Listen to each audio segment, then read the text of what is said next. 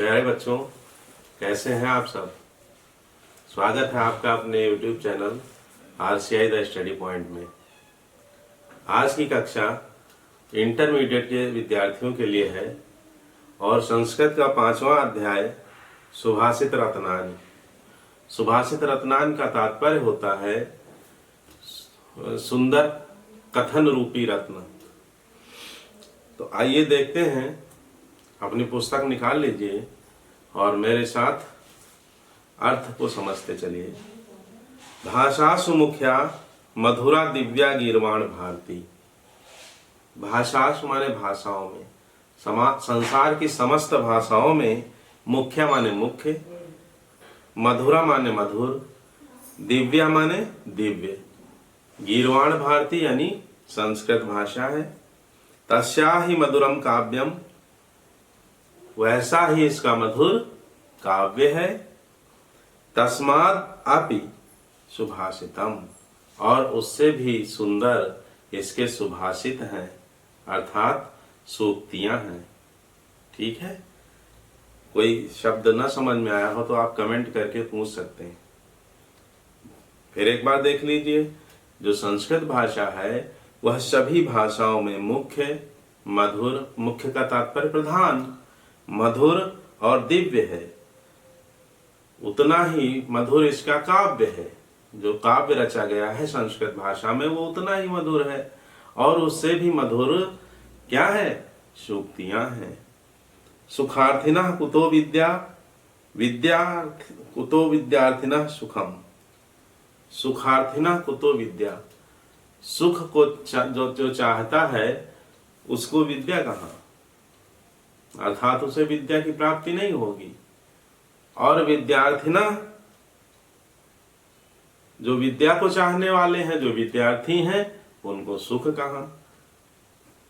सुखार्थी व त्यजेत विद्याम, सुख चाहने वाले को विद्या पाने की इच्छा छोड़ देनी चाहिए।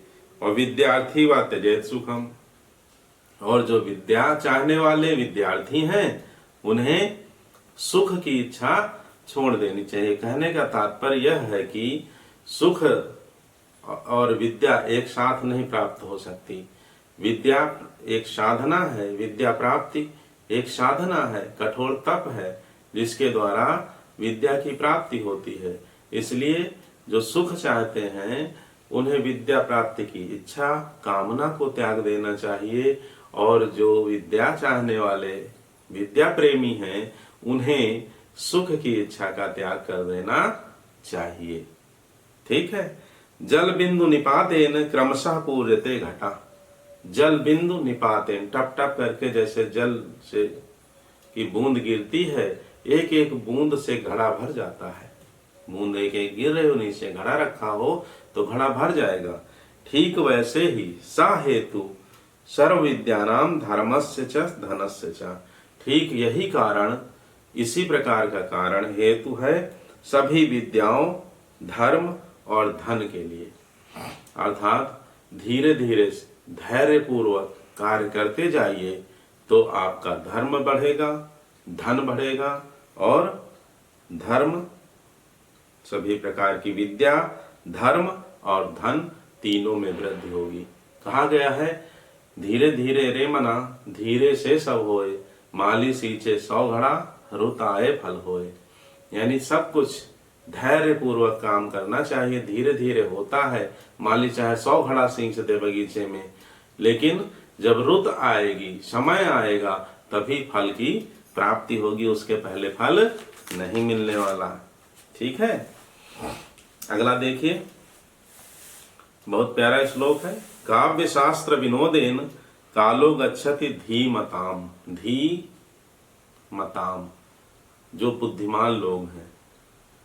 धीमताम, मति माने बुद्धि, जो बुद्धिमान लोग हैं, जो श्रेष्ठ लोग हैं, काव्य और शास्त्र, काव्य को पढ़ने और शास्त्र की चर्चा करने में कालो गच्छति, उनका समय बीतता है। विनोदेन माने मनोरंजन में।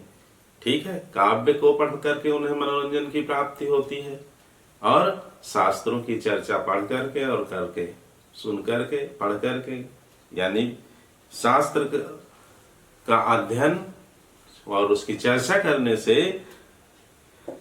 समय बीतता है। किनका? बुद्धिमान लोगों का, और उनका मनोरंजन का साधन है यह काव्य और शास्त्र चर्चा।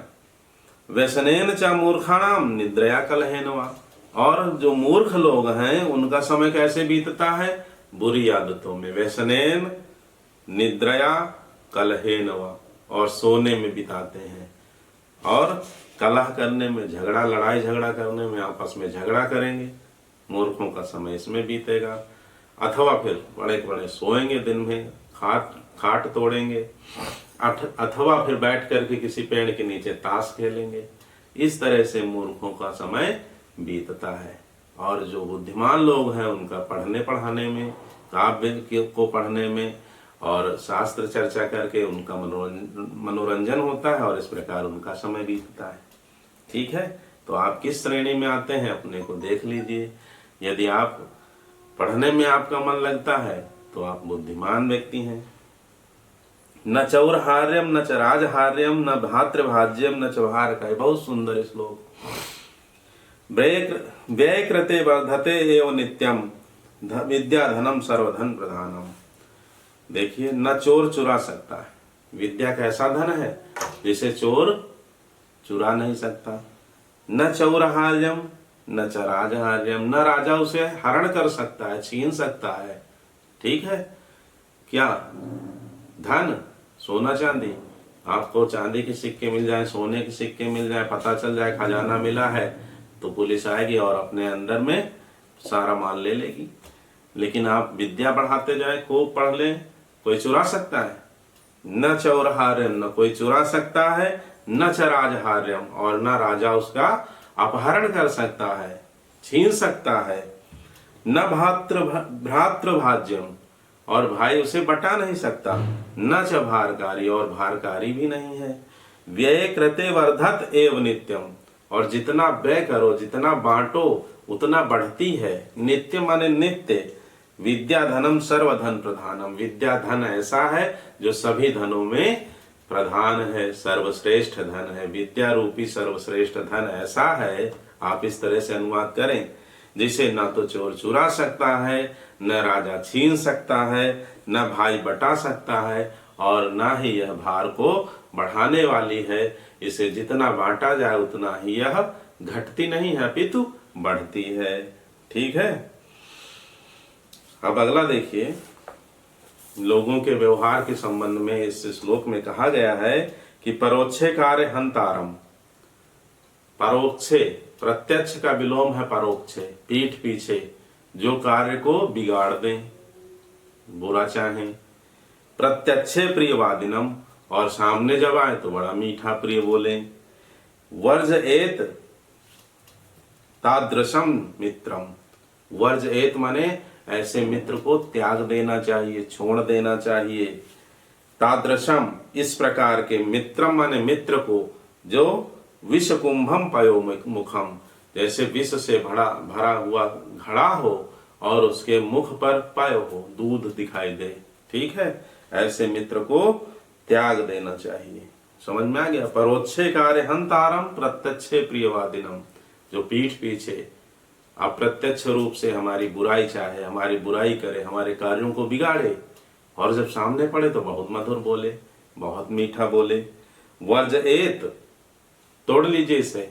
वर्ज एत तादृशम, वर्ज एत माने त्याग देना चाहिए, तादृशम माने इस प्रकार के, मित्र माने मित्र को, जो उस घड़े के समान है, जो विष से भरा हुआ हो और उसके मुख पर दूध हो, दिखाई दे। ठीक है, अंदर विष, ऊपर दूध, सफेद सफेद धवल दूध दिखाई दे, लगे कि दूध का घड़ा है, लेकिन हो क्या? विष से भरा हुआ। तो जैसे उस घड़े को हम त्याग देते हैं, ऐसे ही ऐसे मित्र को त्याग देना चाहिए। ठीक है, अगला देखिए। हमें संपत्ति और विपत्ति यानी आपत्ति आए या जो है सुख आए, उसमें कैसे रहना है, यह इस श्लोक में बताया गया है। उदेति सविता ताम्रस ताम्रम, ताम्र ताम्र, आह का जो है विसर्ग का जो संधि हुई है, विसर्ग संधि है इसमें, तो सा बन गया है। तो उदेति सविता ताम्र ताम्रम एवात एवास्तमेति, एवास्तम एति च इति च, एवास्तम इति च, आ और ई मिलकर के ए हो गया। तो क्या पढ़ेंगे? एवास्तमेति च। संपत्तौ च विपत्तौ च महतामेक रूपता। तो देखिए, उदेति सविता, सविता माने सूर्य, सूर्य जब उदय होता है तो ताम्र वर्ण का होता है, लाल रंग का दिखाई देता है। और एव अस्तमेति, जब अस्त होता है, डूबने लगता है, डूब रहा होता है पश्चिम में, तब कैसा दिखता है? तब भी बिल्कुल लाल दिखाई देता है। ठीक है। संपत्तौ च, तो यहां से हमें शिक्षा लेनी चाहिए, यानी एक तरफ उदित हो रहा है और एक तरफ दूध डूब रहा है, एक तरफ उत्थान है और एक तरफ पतन। ठीक है। इसी तरह से हमारे सामने, व्यक्ति के सामने सुख आए अथवा दुख आए, दोनों ही परिस्थितियों में समरूप, एक रूप रहना चाहिए। ना तो सुख में हाथों उछल जाएं, ठीक है, उन्मत्त हो जाएं, और ना ही दुख में घड़ों आंसू बहाएं। ठीक है। दोनों में हमें एक रूप रहना है। ठीक है, सम रहना है। अब आगे देखिए, विद्या विवादाय धनम मदाय। इस श्लोक में बताया गया है कि विद्वान लोग और मूर्ख लोग अपने प्राप्त धन, विद्या आदि का कैसे सदुपयोग और दुरुपयोग करते हैं। तो विद्या विवादाय धनम मदाय शक्तिम परेशान परिपीडनाय। विद्या विवाद के लिए होती है, किनकी? मूर्खों की। खलस्य है ना, दुष्टों की। साधो विपरीत में तज्ज्ञानाय दानाय च रक्षणाय। तो विद्या विवाद के लिए होती है, किनकी? दुष्ट व्यक्तियों की। धनम मदाय, और धन होता है अहंकार बढ़ाता है। विद्या होगी तो विवाद करेंगे, तर्क कुतर्क करेंगे। ठीक है। उनकी बुद्धि इसी में लगे रहेगी। अगर थोड़ा सा पढ़ लिया तो तर्क और कुतर्क में लगे रहेंगे। कौन? दुष्ट लोग। धनम मदाय, और धन किसके लिए होता है? अहंकार। धन होगा तो उसका अहंकार प्रदर्शित करेंगे। ठीक है। शक्ति परेशान पर पीड़ना है, और अपनी शक्ति का प्रयोग परेशान माने दूसरों को पर पीड़ना है, पीड़ा पहुंचाने के लिए। ठीक है, समझ में आया? शक्ति का उपयोग कह लीजिए या दुरुपयोग कह लीजिए, दूसरों की पीड़ा पहुंचाने, दूसरों को सताने में करेंगे। और खलस्य, कौन लोग? दुष्ट लोग। साधोह, और जो सज्जन लोग हैं, विपरीत में तत्, इसके विपरीत क्या करते हैं? ज्ञानाय। किसका? क्या? विद्या। विद्या का सदुपयोग ज्ञान वृद्धि के लिए, दूसरों को पढ़ाने के लिए, दूसरों को ज्ञान देने के लिए। दानाय, और धन है, दानाय किसके लिए है? धन। उधर धन अहंकार बढ़ाता है, यहाँ धन दान के लिए। च रक्षणाय, और शक्ति रक्षा के लिए होती है। सज्जन लोगों की शक्ति रक्षा के लिए होती है, धन दान के लिए होता है, और विद्या ज्ञान के लिए होती है। ठीक है। सहसा विदधीत न क्रियाम विवेकः परमापदाम पदम वृणेतु हि विमर्शकारिणम गुणलुब्धा स्वयमेव संपदः। सहसा विदधीत न क्रियाम अविवेकः। सहसा, अचानक कोई कार्य हमें बिना विचार किए हुए नहीं करना चाहिए। बिना विचारे जो करे सो पाछे पछताए, काम बिगाड़ो आपने जग में होत हंसाए। तो सहसा विदधीत न क्रियाम, अचानक बिना अविवेक पूर्वक जो है कोई कार्य बिना विचारे नहीं कर लेना चाहिए, क्योंकि वह परम आपदाओं को लाने वाला होता है। बिना विचार किए हुए अविवेक पूर्ण कार्य करना आपदाओं को बढ़ाने वाला होता है।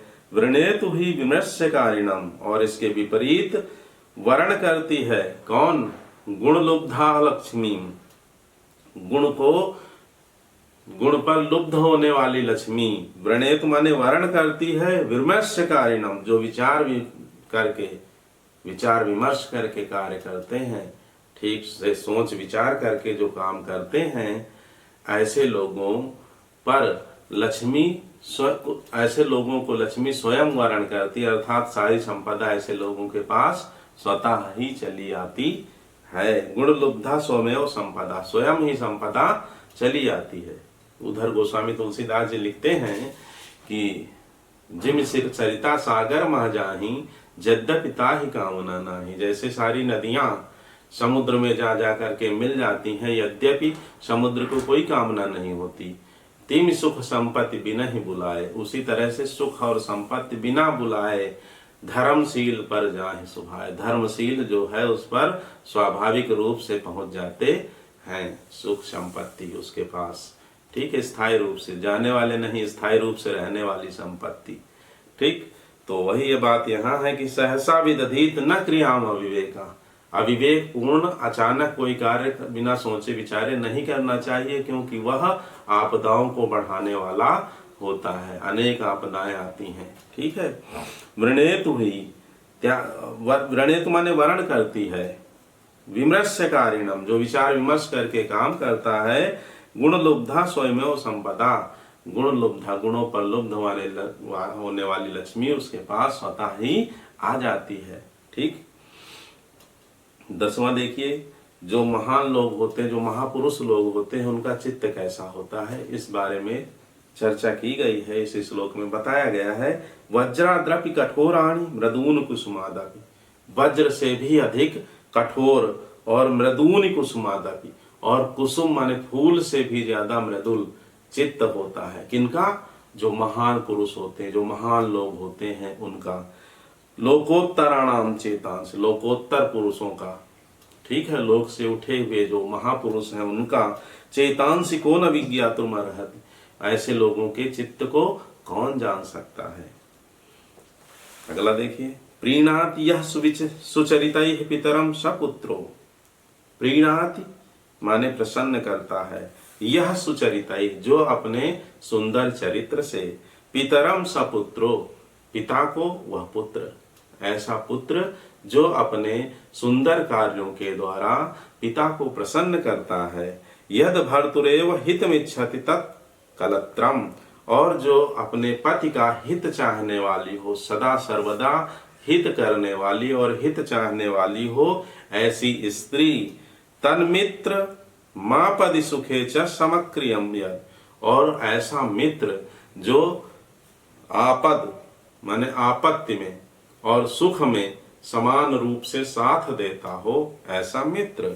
एतत्त्रयम्, ये तीनों चीजें जगत पुण्य कृतो लभन्ते, जगत में परम सौभाग्यशाली को प्राप्त होती है। पुण्य कृते, पुण्य का फल माना गया है। कैसा? आज्ञाकारी पुत्र, अपने कार्यों से पिता को प्रसन्न करने वाला पुत्र, और सदैव हित चाहने वाली पत्नी, और सुख दुख में, संपत्ति विपत्ति में समान रूप से साथ रहने वाला मित्र। ये तीनों चीजें परम सौभाग्यशाली को, यानी पुण्य का फल बताया गया है कि परम भाग्यवान को प्राप्त होती है।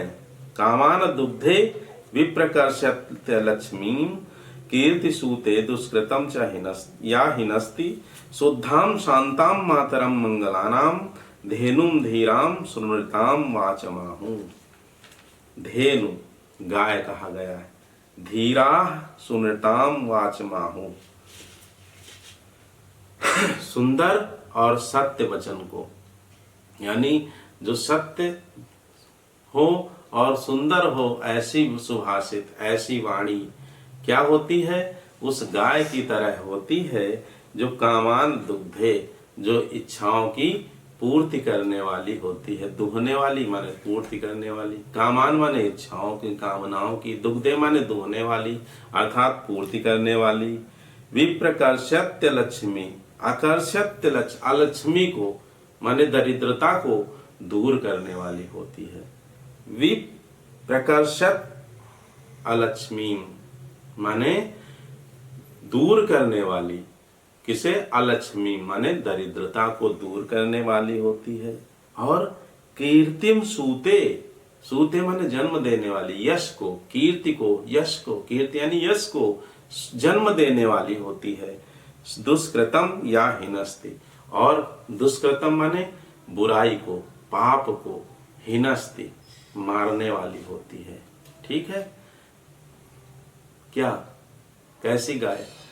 सुंदर और सत्य वचन वाली सुभाषित यानी ऐसी वाणी जो सुंदर हो और सत्य हो, उस गाय के समान है जो कामनाओं को दुहने वाली, समझ गए, दरिद्रता को नष्ट करने वाली, कीर्ति को जन्म देने वाली और दुष्कृतम या हिनस्ते और पापों को, बुराइयों को दूर करने वाली, नष्ट करने वाली, समाप्त करने वाली होती है। शुद्धाम शांताम मातरम मंगलानाम, ऐसी माता के समान जो शुद्ध, शांत और मंगलकारी हो।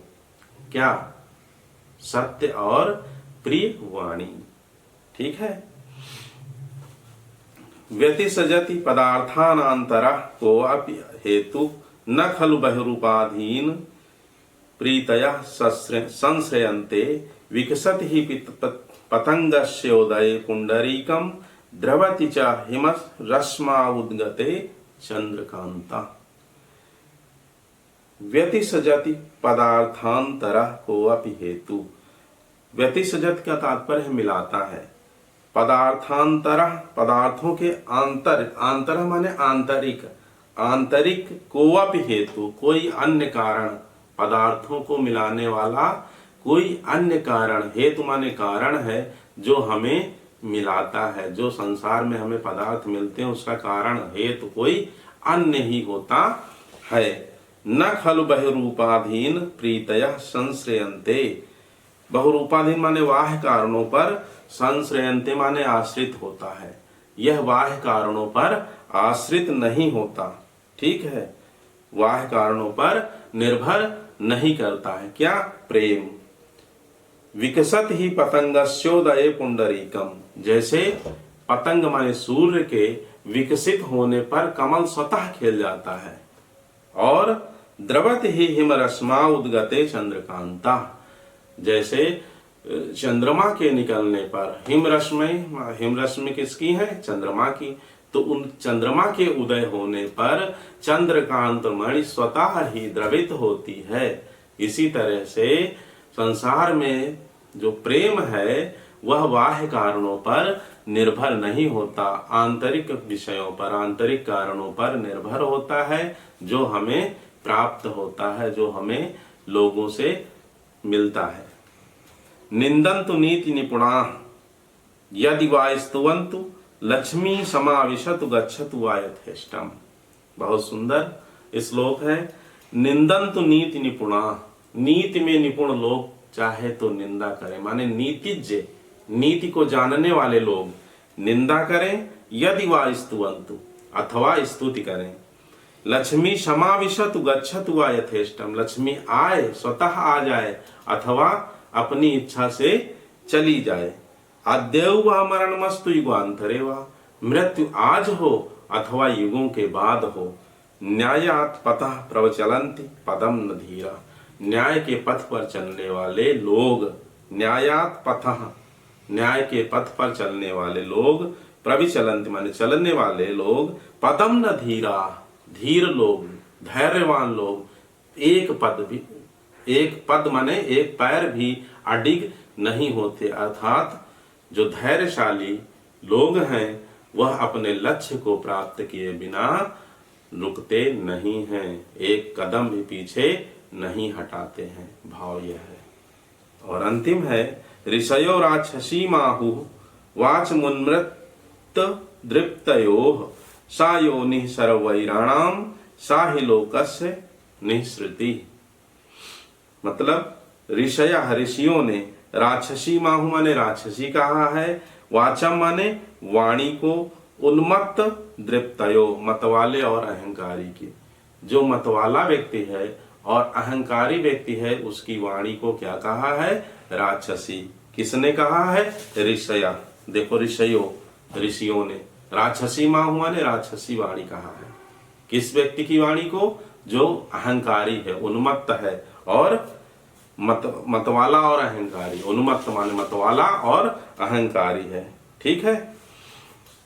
सह योनि सर्वैराणाम, वो जन्म देती है। योनि माने जन्म देती। सा वह वाणी, सा वाणी के लिए आया स्त्रीलिंग, सी जैसे इंग्लिश में आता है। ही माने वह और सी माने वह स्त्रीलिंग के लिए। लड़का हो तो ही आएगा। तो यहाँ सा योनि, कौन वाणी के लिए, कौन सी वाणी? जो उन्मत्त और अहंकारी व्यक्ति की वाणी है। वह कैसी है? राक्षसी की तरह, राक्षसी है। ठीक है, किसने कहा है? ऋषियों ने कहा है। सर्वैराणाम साहि लोकस्य निःसृति, निःसृति ही, निःसृति माने विपत्ति, संसार की समस्त विपत्ति को और वैरों को जन्म देने वाली होती है। ठीक है, जैसे राक्षसी वैर बढ़ाती है, नष्ट कर देती है, जीवन को खा लेती है, ऐसी ही उन्मत्त और अहंकारी व्यक्ति की वाणी उस राक्षसी के समान होती है, जो व्यक्ति के जीवन को खा लेती है, यानी वैर को बढ़ाती है, सभी प्रकार के वैरों को बढ़ाती है। लोकस्य निःसृति माने लोक की विपत्ति को बढ़ाने वाली होती है। ठीक है, पढ़ते रहिए, व्यस्त रहिए।